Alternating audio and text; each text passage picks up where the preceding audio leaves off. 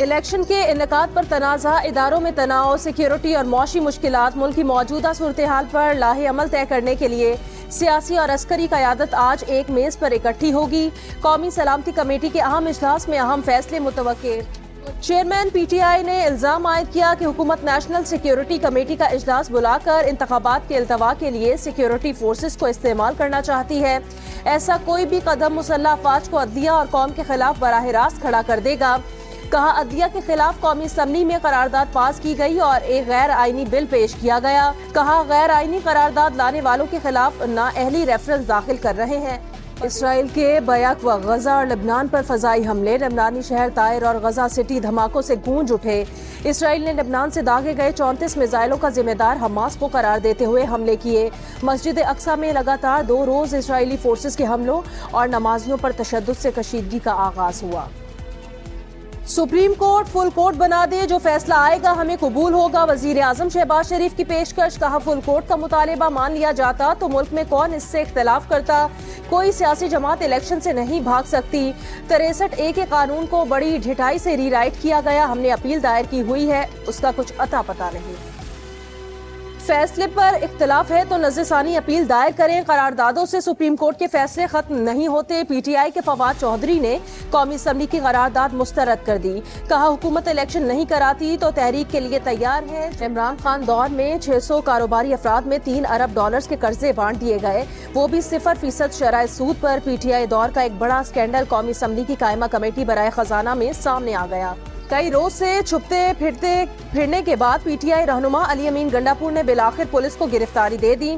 تحریک انصاف کے رہنما نے دھمکی آمیز آڈیو جاری کی تھی، عمران خان کی گرفتاری کی صورت میں اسلام آباد پر قبضہ کرنے کی دھمکی دی تھی۔ سیاسی جماعتیں عدلیہ اور فوج کے خلاف کوئی بات نہیں کریں گی، الیکشن کمیشن کی کسی بھی شکل میں تصحیح سے اجتناب کیا جائے گا۔ سیاسی جماعتوں کی مشاورت کے بعد الیکشن کمیشن نے ضابطہ اخلاق جاری کر دیا۔ امیدوار انتخابی اخراجات کے لیے مخصوص اکاؤنٹ کھلوانے کا مجاز ہوگا۔ صدر، وزیر اعظم سمیت وزراء حلقے میں سیاسی سرگرمی میں حصہ نہیں لیں گے۔ IMF سے معاہدہ کرنے کے لیے کردار ادا کریں، وزیر خزانہ اسحاق ڈار کی امریکی سفیر ڈونلڈ بلوم سے ملاقات میں درخواست۔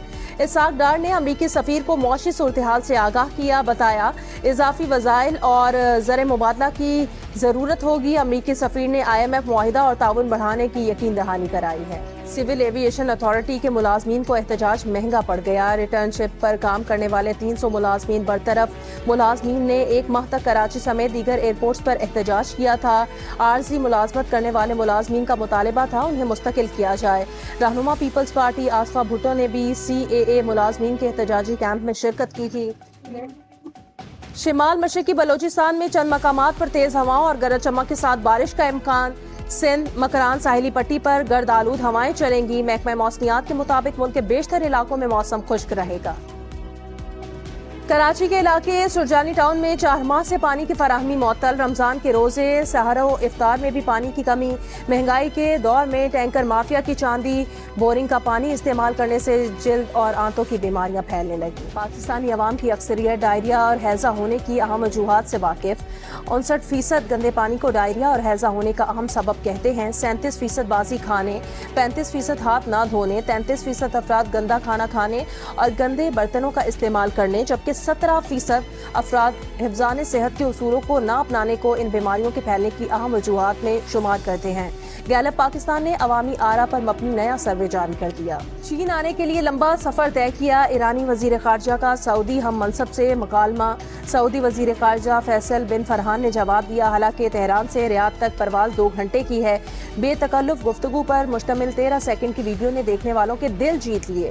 خارجہ امور کے ماہرین نے سفارتکاری کی اعلیٰ مثال قرار دے دیا۔ دونوں ملکوں کا براہ راست پروازیں دوبارہ شروع کرنے پر اتفاق، سفارت خانے اور جدہ اور مشہد میں قونصل خانے کھولنے پر بھی متفق، عمرہ سمیت دیگر ویزوں میں سہولت فراہم کرنے پر اتفاق۔ ایرانی صدر ابراہیم رئیسی نے سعودی فرمانروا شاہ سلمان کی دورے کی دعوت قبول کر لی۔ پاکستان سمیت دنیا بھر میں آج صحت کا عالمی دن منایا جا رہا ہے۔ اس دن کے منانے کا مقصد عوام الناس میں صحت کی اہمیت اجاگر کر کے انہیں آگاہی فراہم کرنا ہے۔ اقتدار قومی ویمن کرکٹ ٹیم کی کپتان مقرر مارک کولز کو دوبارہ قومی ویمن ٹیم کا ہیڈ کوچ بنا دیا گیا۔ سابق ٹیسٹ کرکٹر سلیم جعفر چیف سلیکٹر ہوں گے۔ Chairman PCB management committee Najam Sethi نے تمام تقرریوں کی منظوری دے دی اور پاکستان اور نیوزی لینڈ کے درمیان T20 سیریز کی تیاریوں کے لیے قومی کھلاڑیوں